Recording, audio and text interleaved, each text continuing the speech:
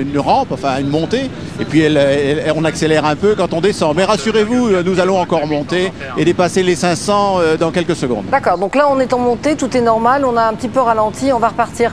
Martin, vous avez senti ce tout petit ralentissement ou pas du tout? Martin Gouès en direct du TGV, vous m'entendez? Ah non, Martin ne nous entend plus.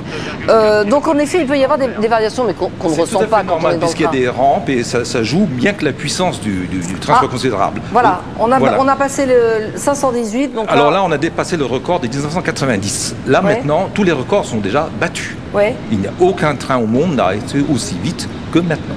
D'accord. Il est déjà le plus rapide dans l'histoire. Et là, l'objectif, c'est quand même aujourd'hui d'essayer d'arriver à combien? Je ne sais pas, je ne peux pas vous le dire. Je peux vous dire que la vitesse de 600 km/h est à peu près impensable, d'après du moins Yves Machfer-Tassin, un des plus grands ingénieurs, il me l'a dit hier soir. On ne peut pas faire du 600 à cause des problèmes d'adhérence. Mais disons qu'entre cette vitesse-là et 600, vous avez toutes les latitudes que vous pouvez estimer. 560, 70 peut-être. Martin, vous êtes de nouveau avec nous au téléphone? Oui, François, je vous entends. Là, le record est donc battu ici. Il y a eu des applaudissements au moment du passage des 515. Maintenant, tout le monde est de nouveau nerveux. La vitesse est vraiment phénoménale. On a une impression de vitesse quand on est assis dans ce TGV phénoménal. On est légèrement écrasé contre son fauteuil. On sent bien les virages.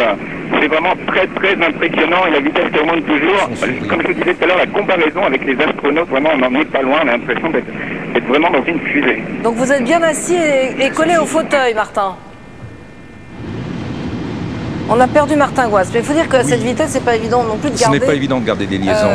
Vous pouvez remarquer le défilement des supports de caténaire. Vous voyez, c'est absolument extraordinaire. Il ponctue toutes les secondes. Vous voyez, absolument. Voilà.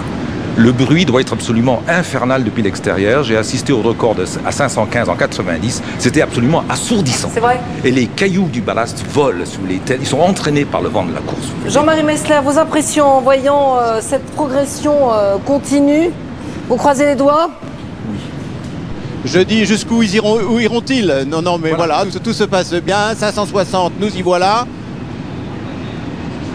Des applaudissements autour de nous, car dans la salle de presse, tout le monde est rivé sur les grands écrans.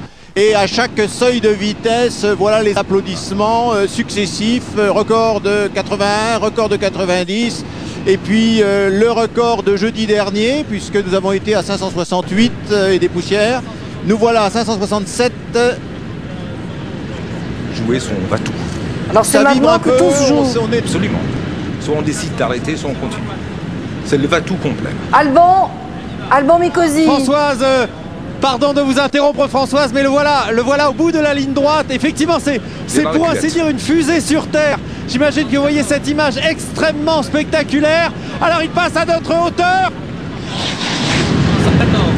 Ah, c'était extraordinaire. Vous avez entendu peut-être quelques applaudissements autour de nous, mais ici surtout, aussi on applaudit. Vraiment, il est passé d'une manière extrêmement spectaculaire. Je peux vous dire que ici c'est vraiment très très impressionnant. Vous savez-vous à quelle vitesse il est passé? En tout cas pour nous, on n'avait jamais vu un train passer aussi vite. Et ils ont fait 574. Hein. Ah non, manifestement là ils réduisent. Il y a coupure de traction là. Ils réduisent. D'accord. Ils considèrent que 574 c'est en effet l'objectif qu'ils souhaitaient obtenir. 574 en miles, ça fait. Je n'ai pas ma calculette avec moi, mais... On va dire que c'est pas très loin, 350, donc ça devrait plaire au marché américain. Pour conclure, Monsieur Metzler... C'est plus de 355 miles, tel que je les ai calculés hier. Donc c'est un chiffre rond, intéressant pour la communication, mais surtout une merveilleuse réalisation commune, des gens qui ont préparé les rames, des gens qui ont préparé la voie, des gens qui ont mis en place le matériel et qui aujourd'hui dirigent les essais. Et puis je n'ai garde d'oublier tous ceux qui ont précédé, qui ont permis aujourd'hui qu'un train, finalement, deux roues roulant sur des bouts de fer, roule à 574 km/h. Merci beaucoup pour ces impressions, Jean-Marie Messler. 574,7 km/h, c'était donc le record. C'est maintenant que c'est dangereux, parce qu'il faut ralentir. Il ne faut pas freiner. Merci, ils vont ralentir. Merci Clive Lamick. J'ajoute qu'à 13h30 tout à l'heure, nous retrouverons en direct toute l'équipe qui était dans la motrice, à commencer par le conducteur qui nous donnera évidemment ses impressions. En attendant, retour aux autres informations de ce mardi 3 avril. On en sait maintenant un peu plus sur ce tsunami qui a ravagé les îles Salomon. Difficile de se faire une idée précise du bilan.